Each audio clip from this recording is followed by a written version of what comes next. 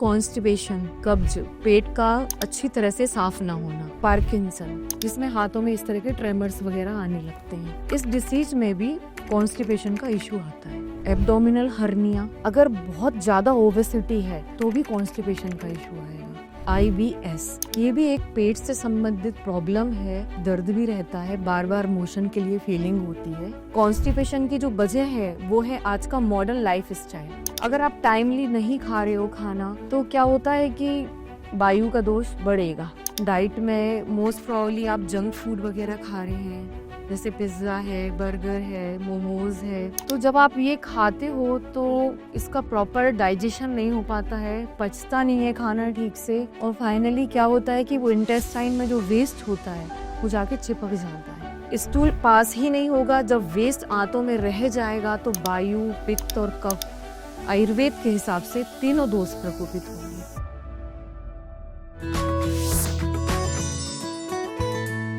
Hello friends, एक बार फिर से आप सभी का स्वागत है दिव्य ऋषि आरोग्यम संस्थान में। आज हम बात करने वाले हैं कॉन्स्टिपेशन यानी कब्ज, मींस पेट साफ ना होना या अच्छे से साफ ना होना। इसी के बारे में चर्चा करने के लिए हमारे साथ फिर से जुड़ चुकी हैं डॉक्टर दीप्ति जैन। तो आइए मिलते हैं डॉक्टर दीप्ति जैन से। नमस्कार डॉक्टर दीप्ति। नमस्कार मैम, प्लीज हमारे दर्शकों को बताइए कि किन रीजंस की वजह से, क्या कारण है जिस वजह से कॉन्स्टिपेशन होती है। देखिए रुचि, कॉन्स्टिपेशन, कब्ज, पेट का अच्छी तरह से साफ ना होना, ये प्रॉब्लम बहुत ही ज़्यादा मिल रही है आजकल। देखिए, सबसे बड़ी जो कॉन्स्टिपेशन की जो वजह है वो है आज का modern life style and diet. Modern life style से मीन्स आपका कोई रूटीन फिक्स नहीं है खाने पीने का, ठीक है।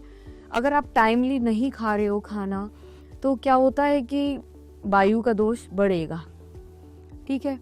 सेकंड, डाइट, आपकी डाइट में मोस्ट प्रोबेबली आप जंक फूड वगैरह खा रहे हैं, जैसे पिज्ज़ा है, बर्गर है, मोमोज है। ये सारा जो है एक्चुअली ये मैदा का फॉर्म होता है, और ये भी प्रॉपर कुक्ड वे में नहीं होती है, कच्चा है ये एक तरह से। तो जब आप ये खाते हो तो इसका प्रॉपर डाइजेशन नहीं हो पाता है, पचता नहीं है खाना ठीक से, और फाइनली क्या होता है कि वो इंटेस्टाइन में जो वेस्ट होता है वो जाके चिपक जाता है, और स्टूल पास ही नहीं होगा। जब वेस्ट आंतों में रह जाएगा तो वायु, पित्त और कफ आयुर्वेद के हिसाब से तीनों दोष प्रकोपित होंगे। इसके बाद जो नेक्स्ट इसका रीज़न है वो है कि आप वाटर इनटेक भी कम कर रहे हो। देखो, मैदा ले रहे हो, पानी भी कम पी रहे हो। एक प्रॉपर जैसे 10 गिलास पानी एक ह्यूमन के लिए नीड होती है, इतनी रिक्वायरमेंट कि आपको 10 गिलास पानी पीना ही पीना है, बट वो भी आप पूरी तरह से नहीं पी रहे हो। तो जब पानी की कमी रहेगी, रगेज भी नहीं मिलेगा। रगेज कहाँ से आता है? जब जिसमें फाइबर ज़्यादा होता है, ठीक है ना। अब जो चीज़ मैदा से भरी है वो इतना रिफाइन होता है, मतलब फाइन होता है कि पतला होता है, बारीक, तो वो डाइजेस्ट नहीं होगा। जितना जो आपका सीरियल है, सीरियल से मीन्स जैसे गेहूं हुआ या फिर ज्वार है या बाजरा है, जो भी सीरियल आप यूज़ करते हो वो मोटे फॉर्म में होना चाहिए। अगर वो मोटे फॉर्म में होगा तो वो आराम से डाइजेस्ट होगा। क्यों? क्योंकि उसमें फाइबर कंटेंट ज़्यादा रहेगा। जो जितना बारीक होगा वो उतनी मुश्किल से डाइजेस्ट होगा। जो मैदा होती है वो बिल्कुल बारीक फॉर्म में होती है। तो इसीलिए मैंने आपको बोला मॉडर्न लाइफ स्टाइल, क्योंकि बच्चे हैं या किसी भी एज ग्रुप का पर्सन है वो ज़्यादातर जंक फूड ही प्रेफर कर रहा है, पानी भी नहीं ले रहा है ठीक से, रूटीन का भी कोई ध्यान नहीं है। और दूसरा, इसका और भी रीजंस हैं जिनकी वजह से कॉन्स्टिपेशन होता है। अल्कोहल का जैसे फैशन में है आजकल, जैसे लोग पहले सॉफ्ट ड्रिंक ऑफ़र करते हैं, आज ऑफिसेज में बड़ी बड़ी जो MNCs हैं उनमें फिर वो हार्ड ड्रिंक ऑफ़र करते हैं कि आप एक पैक तो लगा लो भाई। अल्कोहल, स्मोकिंग, बहुत टू मच कोल्ड ड्रिंक में लेना। आजकल का लाइफ स्टाइल ऐसा हो गया है कि बच्चे हैं या यंगस्टर्स हैं, कोई भी पार्टी ऑर्गेनाइज करेंगे तो वो बैठेंगे तो कोल्ड ड्रिंक तो होनी ही चाहिए, ठीक है ना। चाहे वो क्रंच कर रहे हो, मंच कर रहे हो या फिर प्रॉपर खाना खा रहे हो, बट कोल्ड ड्रिंक का उन्हें नीड होता है। तो ये सारी जो चीज़ें हैं इनकी वजह से भी कॉन्स्टिपेशन होता है। देखिए हर किसी का एक अपना वो है। ये जैसे मैंने बताया कोल्ड ड्रिंक, इसमें ये कार्बोनेटेड ड्रिंक्स हैं, इसमें जो CO2 होता है उसका रेशो बहुत ज़्यादा होता है, तो ये बॉडी के लिए हार्मफुल ही है और लिवर पे भी अटैक करेगी आपके, ठीक है ना। तो ये सारे मेन रीज़न है जिसकी वजह से कॉन्स्टिपेशन होता है।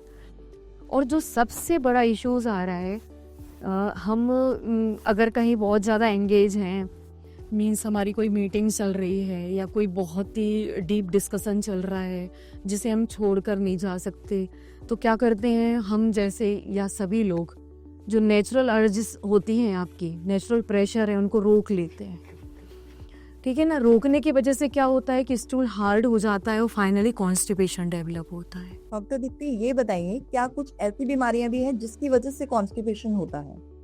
डेफिनेटली रुचि, ऐसी बहुत सारी बीमारियां हैं जिनकी वजह से कॉन्स्टिपेशन होता है। देखिए सबसे पहले जो मैं बताऊंगी वो है हाइपोथायराइडिज्म एंड हाइपरथायरॉयडिज्म।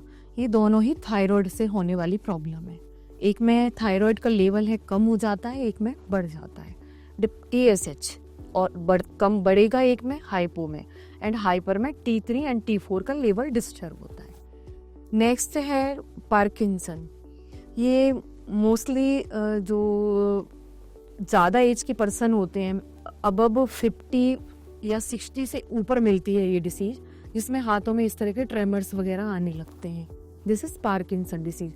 इस डिसीज में भी कॉन्स्टिपेशन का इशू आता है। इसके बाद एब्डोमिनल हर्निया, ठीक है, मोटापा, अगर बहुत ज़्यादा ओबेसिटी है तो भी कॉन्स्टिपेशन का इशू आएगा। नेक्स्ट आपका आता है IBS, इरिटेबल बॉवल सिंड्रोम। ये भी एक पेट से संबंधित प्रॉब्लम है जिसमें पेशेंट को बॉडी प्रॉब्लम भी होती है, दर्द भी रहता है, बार बार मोशन के लिए फीलिंग होती है। नेक्स्ट है जो है एक साइकोलॉजिकल डिसऑर्डर, उसे बोलते हैं हम डिप्रेशन। इन सारी कंडीशंस में कॉन्स्टिपेशन डेवलप होता है। मैम, हम ज्यादातर देखते हैं जो प्रेग्नेंट वुमेन्स होती हैं वो ज्यादातर कंप्लेन करती हैं कि कॉन्स्टिपेशन की दिक्कत आ रही है, तो किस रीजन की वजह से होता है और सच में क्या ज्यादा दिक्कत आती है उन्हें, ऐसा कुछ? रुचि, प्रेगनेंसी में कॉन्स्टिपेशन होता है और ये बिल्कुल नॉर्मल है, ठीक है ना। ये कॉन्स्टिपेशन की वजह ये नहीं है कि उनका लाइफ स्टाइल, खाने पीने के तरीके या उनकी डाइट ठीक नहीं है। ये एक्चुअली नॉर्मली ये चीज़ डेवलप होती है कि जब यूट्रस का साइज बढ़ता है, वो साइज मीन्स बेबी ग्रोथ कर रहा है और आपका प्रोजेस्टेरॉन का लेवल है एकदम अबव जा रहा है, ठीक है ना। जब प्रोजेस्टेरॉन का लेवल बहुत ऊपर जाएगा तो जो यूट्रस होता है ना हमारा गर्भ, जैसे बोलते हैं बच्चादानी हिंदी में नॉर्मली, वो रेक्टम जो हमारा मोशन पास होता है, रेक्टम गुदा, उसके ऊपर प्रेशर बनाता है, उसकी वजह से ये कॉन्स्टिपेशन डेवलप होता है। तो ये एक, आप ये बोल सकते हो कि एक नॉर्मल चीज़ है जो हर वुमन को वियर करनी ही पड़ती है। ऐसा नहीं है कि उसके बैड रूटीन या बैड खान पीन की वजह से ही ये हो रहा है, अंदर भी ये चीज़ डेवलप होती है, उस वजह से ये प्रॉब्लम होती है कॉन्स्टिपेशन की। तो ट्राई ये करते हैं कि फोकस ये करेंगे हम कि अच्छी डाइट फिर भी दें ताकि उसको प्रॉब्लम ना आए, ठीक है ना, क्योंकि जो नेचुरल प्रोसीजर है वो तो होगी ही होगी। रूटीन का भी ध्यान रख लें ताकि और ज़्यादा एक्स्ट्रा प्रेशर ना आए। प्रॉब्लम तो हो बट ऐसा हो कि वो उसको वियर कर पाए। मैम, कॉन्स्टिपेशन से और कौन कौन से मेजर प्रॉब्लम्स हो सकती हैं? देखिए रुचि, कॉन्स्टिपेशन बहुत ही नॉर्मल चीज़ मानते हैं हर कोई। अरे थोड़ा सा हमने जंक खा लिया या थोड़ा सा हैवी खाना खा लिया, ऑयली खा लिया तो हमें कॉन्स्टिपेशन हो गया। नॉर्मल से लोग यही कंप्लेन करते हैं क्योंकि उनकी मेमोरी में मतलब मेंटली प्रिपेयर है कि थोड़ा सा गड़बड़ खाने की वजह से ये हो गई है प्रॉब्लम। एक बार इग्नोर कर देते हैं, 2 बार इग्नोर कर देते हैं। बस मैं ये कह रही हूँ 2 बार तो आपने इग्नोर कर लिया, पर अब बहुत ज़्यादा इग्नोर नहीं करना है इसको। देखिए लगातार बना रहने वाला कॉन्स्टिपेशन बहुत ही मेजर प्रॉब्लम्स दे सकता है।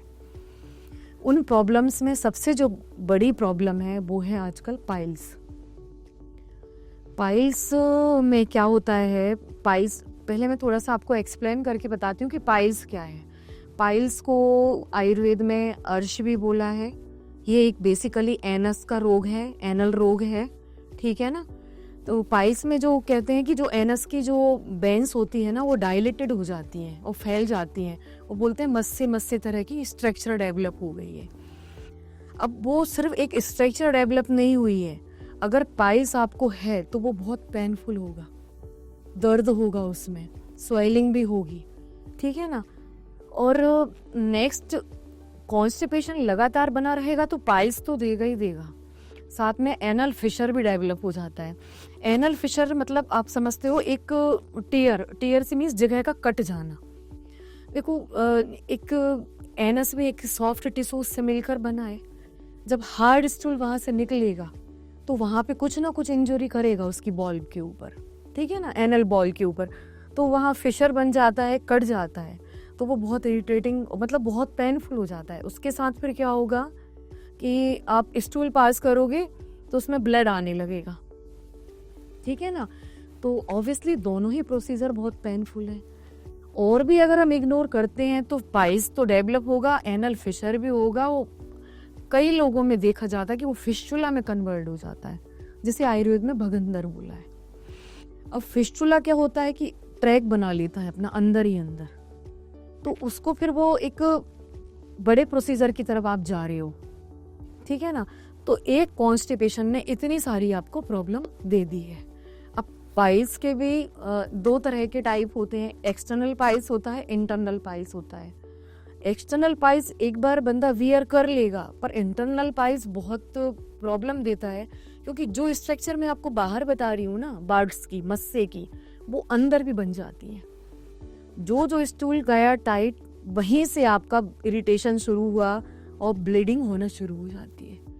कई बार इतनी एक्यूट ब्लीडिंग हो जाती है इंटरनल पाइल्स की वजह से कि HB भी डाउन हो जाता है, हीमोग्लोबिन, ठीक है ना। पेशेंट फेंट भी हो सकता है, चक्कर खा के गिर भी सकता है वहाँ पे, ठीक है ना। तो ये सारी चीज़ें डेवलप हो जाती हैं। एक कॉन्स्टिपेशन जिसे हम एक नॉर्मल सिम्टम समझ रहे थे कि यार छोटी सी वजह हो गई, खा लिया पी लिया, हो गया, बहुत बड़ी प्रॉब्लम दे सकता है। इसके बाद में देखिए, पहले हम लोग कहते थे कि बड़े लोगों को ही कॉन्स्टिपेशन होता है ज़्यादातर, या गैस बड़े लोगों को होती है। छोटे छोटे बच्चों को गैसेस की प्रॉब्लम हो रही है, कॉन्स्टिपेशन की प्रॉब्लम हो रही है। कभी आपने सोचा इतने छोटे बच्चे क्या खा रहे हैं कि उन्हें गैस हो रही है? क्योंकि हम भी खा रहे हैं और उन्हें भी खिला रहे हैं जंक फूड। अब जंक फूड खाओगे तो वो इंटेस्टाइन में चिपकेगा ही चिपकेगा, क्योंकि वो मैदा है। मैदा इतना फाइन, इतना चिकना होता है, बारीक होता है कि उसका डाइजेशन प्रॉपर नहीं हो पाता है, ठीक है। कॉन्स्टिपेशन ने 3 बड़े रोग हमें दे दिए। अब और ज़्यादा कॉन्स्टिपेशन होगा, डेफिनेटली कॉन्स्टिपेशन हो रहा है, खा तो आप रहे ही हो। अब जो इंटेस्टाइन में वो पड़ा स्टूल अगर बाहर नहीं आ रहा तो इंटेस्टाइन में रुक रहा है, और डेफिनेटली रुक रहा है तो वो वहाँ पे सड़ेगा भी। अब कोई भी चीज़ जो सड़ेगी वो डिटॉक्सिसिटी फैलाएगी, और डिटॉक्सिसिटी अगर फैलाती है, वायु भी बढ़ेगी, पित्त भी बढ़ेगा और कफ भी बढ़ेगा। पर जो मेजर इश्यूज इसमें आते हैं वो सबसे ज़्यादा है वायु दोष बढ़ेगा। अब बोलेंगे गैस हो रही है बहुत ज़्यादा, ब्लोटिंग हो रही है, यहाँ फंस रही है, यहाँ फंस रही है, पीछे फंस रही है, हर जगह फंस रही है गैसेस, ठीक है ना। तो अब बहुत ज़्यादा गैस की प्रॉब्लम है, सिर में दर्द हो रहा है, कहीं मन नहीं लग रहा, अच्छा नहीं लग रहा, सारी चीज़ें। हम सिर्फ फिजिक पे थे, अब हम मेंटली भी ऐसे हैं कि कहीं मन नहीं लगता अगर हमारा स्टमक क्लियर ना हो। वीक में अगर 3 बार से ज़्यादा आप फ्रेश नहीं हो रहे हो, कम से कम अल्टरनेट डेज, तो डेली फ्रेश होना बहुत ज़रूरी है। बट अगर आप 3 टाइम भी फ्रेश हो रहे हो ठीक है, बट अगर आप इससे 4-4, 5-5 दिन लगातार फ्रेश नहीं हो रहे हो तो डेफिनेटली कॉन्स्टिपेशन है, और वो आपको बड़ी चीज़ देने वाला है। डॉक्टर दीप्ति, क्या एलोपैथी में भी कॉन्स्टिपेशन का इलाज है? रुचि, हर पैथी में कॉन्स्टिपेशन के लिए इलाज है, बट कॉन्सेंट्रेट हम इस चीज़ पे करेंगे कि कौन सी पैथी है जो इस प्रॉब्लम को रूट से ख़त्म करेगी, ठीक है ना। किसी भी पैथी को या चिकित्सा को मैं रॉन्ग नहीं कह रही हूँ। देखिए, एलोपैथिक में जहाँ तक मैं समझती हूँ, लेक्सेटिव, मृदु विरेचक जिसे हम बोलते हैं, परगेटिव जिसे तीव्र विरेचक बोलते हैं हम आयुर्वेद में, ठीक है ना। 2 टैबलेट डेल्कोलेक्स से भी पेट साफ हो जाता है, ठीक है ना। इसी तरह की परगेटिव भी मेडिसिन हैं जो बहुत जल्दी पेट को साफ कर देती हैं, या स्टूल सॉफ्टनर वगैरह, या डेफिनेटली बहुत सारी चीज़ें ये लोग यूज़ करते हैं। हर किसी का अपना चिकित्सा का प्रिंसिपल है और लाइन ऑफ ट्रीटमेंट है। बट मैं ये कहना चाहती हूँ आपसे कि अगर आपको परमानेंट रिलीफ चाहिए है, कॉन्स्टिपेशन हमेशा के लिए ख़त्म करना है, तो आपको आयुर्वेद पे जाना चाहिए। मैं ये चीज़ इसलिए नहीं बता रही हूँ कि मैं एक आयुर्वेदिक डॉक्टर हूँ। आप ट्रस्ट करके देखो, अगर आप इस तरफ आते हो आयुर्वेद की तरफ, तो आपको ज़रूर रिलीफ मिलेगा। देखिए, कॉन्स्टिपेशन की जब बात आ जाती है ना, तो आप ये मान लीजिए दवाइयाँ सेकेंडरी हो गई। अब पैथी मेरी हो या एलोपैथी हो, सबसे पहले आपका गुड रूटीन, ठीक है ना। क्योंकि जो सेडेंटरी लाइफ स्टाइल है ना, वही सबसे बड़ी प्रॉब्लम है। अच्छा रूटीन, सुबह से लेकर रात तक कब कब खाना है, क्या खाना है, कितना खाना है, सारी चीज़ें हमें कैलकुलेट करनी होती हैं। कितना पानी पीना है, उसमें फाइबर कंटेंट कितना है, जितना फाइबर होगा उतना अच्छा डाइजेशन होगा। देखिए, आयुर्वेद में 13 प्रकार की अग्नियों का उल्लेख है, ठीक है। तो उसमें जो एक अग्नि है वो है जठराग्नि। जठराग्नि का काम क्या होता है, जो हम खाते हैं ना उसको डाइजेस्ट करने का काम, ठीक है ना। पहले भी मैंने अपने पॉडकास्ट में काफ़ी बार इन चीज़ों को एक्सप्लेन किया है, ठीक है ना। तो अगर किसी की, इसमें भी 3 डिवीज़न किए हैं कि जैसे मृदु कोष्ठ है जिसका, तो उसे आप गर्म दूध भी पिला दोगे चीनी डाल के तो वो क्लियर हो जाएगा, ठीक है। इसके बाद मध्य कोष्ठ वाला है जिसे थोड़ा फाइबर चाहिए, बट एक तीव्र कोष्ठ वाला है, मतलब ये है कि उसे अगर आप लेग्जेटिव भी खिला दोगे ना तो इतनी आसानी से उसका पेट क्लियर नहीं होगा, या पपाया खिला दो, दलिया खिला दो। तो कहने का मतलब ये है कि हर किसी का एक बॉडी टाइप होता है, उसकी अपनी मेटाबॉलिज्म होती है, ठीक है। तो वो एक डॉक्टर डिसाइड करता है कि यार आपके मेटाबॉलिज्म पुअर है, या आप मॉडरेट पे हो, या आप सीवियर पे हो, तो आपको क्या देना है। तो डाइट, ट्रीटमेंट पार्ट में सबसे पहले डाइट वो डिसाइड करेगा एक आपका अच्छा डॉक्टर, आपका एक अच्छा डाइटिशियन, कि आपके लिए क्या देना चाहिए। जब आपकी प्रकृति परीक्षा, आपके सिम्टोमेटिक सारी बातें पूछ के, आपसे समझ के, फिर आपको वो डिसाइड करेगा कि आपको कहाँ देना है। क्योंकि जो चीज़ आपके लिए सूट कर रही है वो चीज़ मेरे लिए तो नहीं सूट करेगी ना। जो अगर आपको एल साइज की टी शर्ट आती है तो मुझे एल तो नहीं आएगी ना, मुझे तो डबल एक्सएल ही आएगा, ठीक है ना। तो बात वही है कि इसमें प्रकृति परीक्षण से लेके सारी चीज़ें, एक डॉक्टर का सुपरविज़न, एक अच्छा डाइटिशियन आपकी हेल्प करेगा। डाइट पर फोकस करना ही करना है। अगर आप टू मच दवाइयाँ खा लो, जितना अच्छा ट्रीटमेंट करा लो, अगर आपकी डाइट अच्छी नहीं है तो आपको कोई ठीक नहीं कर सकता। सेकंड, वाटर इनटेक बढ़ाना है। वाटर इनटेक बढ़ेगा, पानी की क्वांटिटी बढ़ेगी, वो उसको डाइल्यूट भी करेगी खाने को, और इजी भी गोइंग डाइजेस्ट भी करेगी उसको, ठीक है ना। तो दोनों ही चीज़ें बहुत ज़रूरी हैं, पानी और आपकी प्रॉपर डाइट। लास्ट में आती है आपकी चिकित्सा। डॉक्टर दीप्ति, आयुर्वेद में कॉन्स्टिपेशन का कौन सा बेहतर इलाज है? रुचि, आयुर्वेद में कॉन्स्टिपेशन के लिए बहुत ही अच्छा इलाज है। अभी जस्ट 1 मिनट पहले मैंने आपसे डिस्कस किया डाइट। आयुर्वेद में इसे हम बोलते हैं पथ्य अपथ्य। आयुर्वेद में प्रॉब्लम कोई सी भी हो, पहले ये बोलते हैं कि पथ्य अपथ्य का पालन करो। मीन्स ऐसे नहीं है कि यहाँ से मैं आपको दवाई दे रही हूँ, जैसे वायु शामक आपकी चिकित्सा कर रही हूँ और वहाँ से आप वायु को बढ़ाने वाली चीज़ें खाते जाओ। इस तरह से तो आप कभी ठीक नहीं हो पाओगे। इसके लिए सबसे ज़्यादा ज़रूरी है कि पथ्य और अपथ्य का पालन करें।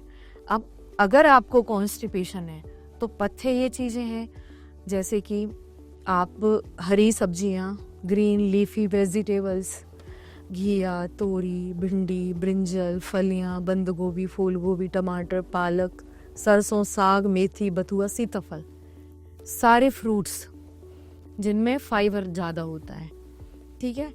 इसके अलावा सैलेड्स वगैरह लें, वैसे आयुर्वेद तो ये कहता है कि सैलेड से भी ज़्यादा आप सूप प्रेफर करो, क्योंकि हम लोगों की जो अग्नि है आजकल के टाइम पे वो इतनी मंद हो गई है कि वो कच्चा भी डाइजेस्ट नहीं कर पाता, ठीक है ना। अगर आप बॉइल्ड फॉर्म में लोगे ना, उसको सेमी बॉइल्ड फॉर्म में लोगे तो वो आप इजीली डाइजेस्ट कर पाओगे, ठीक है ना। तो इन पे कॉन्सेंट्रेट करना ही है। इसके अलावा खाने में जैसे कि और रिच फाइबर में जो चीज़ें होती हैं, जैसे दलिया हो गया पतला पतला करके, ठीक है, ये सारी चीज़ें, पानी जो मैंने अभी आपको बताया। और पानी में भी अगर आप ल्यूक वार्म लेते हो, कोसा कोसा गर्म पानी, बहुत ही बेटर ऑप्शन है आपके लिए। ये तो एक मैंने जनरल एक अपत्य की चीज़ बताई कि ये खाना है और ये नहीं खाना है। अब अगर हम स्पेसिफिक चिकित्सा के लिए जाते हैं, देखिए आयुर्वेद में हम लोग इसमें दीपन पाचन औषधि देते हैं, जैसे चित्रकादि बटी है, आम पाचक बटी है, ठीक है। गैस के लिए हम लोग शंखवटी देते हैं। सबसे पहले शुरुआत कहाँ से हो रही है? लिवर से हो रही है। लिवर अगर रस अच्छा बनाएगा ना तो आपका खाना डाइजेस्ट होगा, तो सबसे पहले लिवर को सुधारेंगे। तो लिवर को सुधारने के लिए ऑब्वियसली एक आयुर्वेदिक डॉक्टर सजेस्ट करेगा कि आप आरोग्यवर्धिनी बटी ले लो, या लिवर की और भी बहुत बेस्ट प्रिपरेशंस हैं जो हर कंपनी के अवेलेबल हैं यहाँ पे, ठीक है ना। और इसके बाद में ऑब्वियसली ये सारी चीज़ें रहेंगी। फिर आपका लिवर ठीक करेंगे, आपका दीपन पाचन औषधियों से आपकी पाचन को ठीक करेंगे, आपकी प्रॉपर मेटाबॉलिज्म को ठीक करेंगे और फिर वेस्ट को बाहर निकालेंगे आपकी। लाइक जैसे कि त्रिफला पाउडर दे दिया या कोई भी अच्छा सा विरेचक पाउडर दे दिया। देखो और ना बने उसके लिए तो हमें ये करना है, बट जो बन गया उसको भी तो खत्म करना है ना हमें। जो गंदगी है आपके उसे भी निकालना बहुत ज़रूरी है। तो ये तो एक ओरल सप्लीमेंटेशन हो गया कि ऐसे ऐसे हम कर देंगे, ठीक है। एक बीइंग आयुर्वेदिक डॉक्टर मैं ऐसे लाइन ऑफ ट्रीटमेंट कर दे दूंगी तो ठीक आ जाएगा। बट पूरी प्रोसीजर में क्या हो रहा है? कॉन्स्टिपेशन हो ही क्यों रहा है? आंतों की जो पेरास्टल्टिक मूवमेंट होती है ना, बहुत स्लो हो जाती है।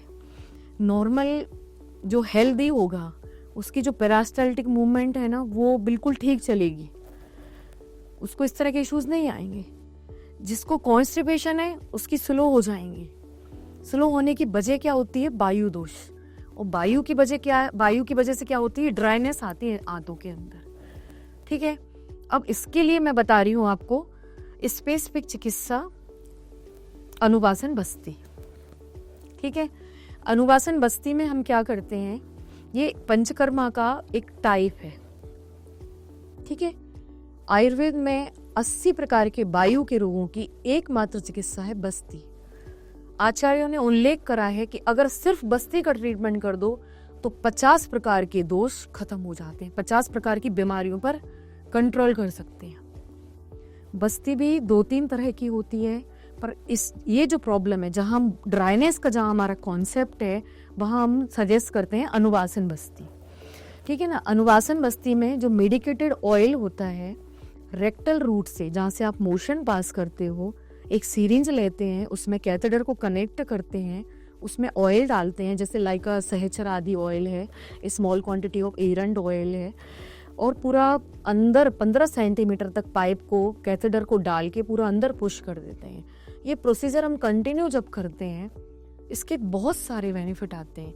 जो वेस्ट इकट्ठा हो गया वो निकल जाएगा, ठीक है।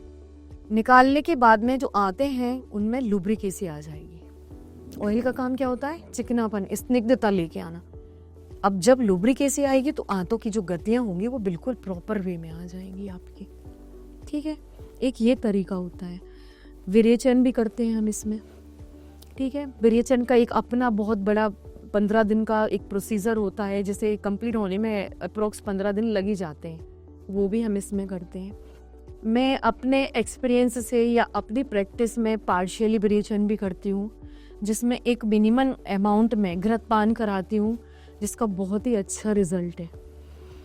जैसे त्रिफला घृत है, उसको गर्म पानी में या गर्म दूध के साथ सुबह 10 ml देती हूँ मैं। वो जाके अंदर से पूरी लुब्रिकेसी करेगा। यहाँ से हम अनुवासन बस्ती यूज़ कर रहे हैं, ओरल ट्रीटमेंट यूज़ कर रहे हैं, और फाइनली कंक्लूजन होता है कि कॉन्स्टिपेशन ठीक होगा आपका। डॉक्टर दीप्ति, अब चलते चलते कुछ जनरल टिप्स भी बता दीजिए हमारे दर्शकों को।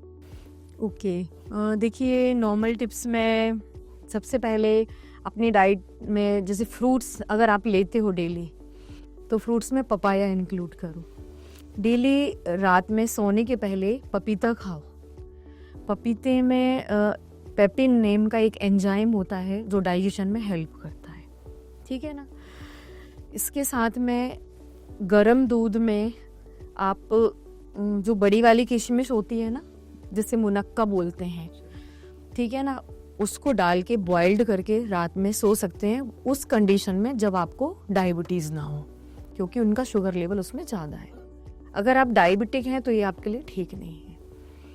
इसके साथ में 1 चम्मच सौंफ, 1 चम्मच जीरा, 1 चम्मच मेथी, 1 चम्मच अजवाइन, इसमें थोड़ा सा आप रॉक सॉल्ट मिला लो, हल्का सा सारा रोस्ट करके इसको ग्राइंड करके लंच के बाद और रात में डिनर के बाद एक फकी लगा के आप गर्म पानी से लो, बहुत अच्छा डाइजेशन रहेगा आपका।